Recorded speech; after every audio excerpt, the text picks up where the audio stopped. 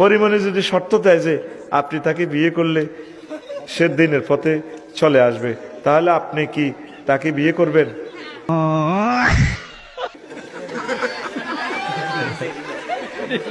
তো পরিমণি, আমার প্রিয় বোনের যদি, আমার ছোট বোনের যদি হাজবেন্ড থাকে, আমি তাকে কিভাবে বিয়ে করব?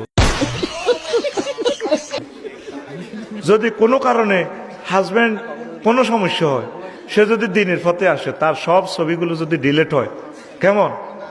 যদি সে আসতে চায় আসুক না, দরজা তো সব সময় খোলা।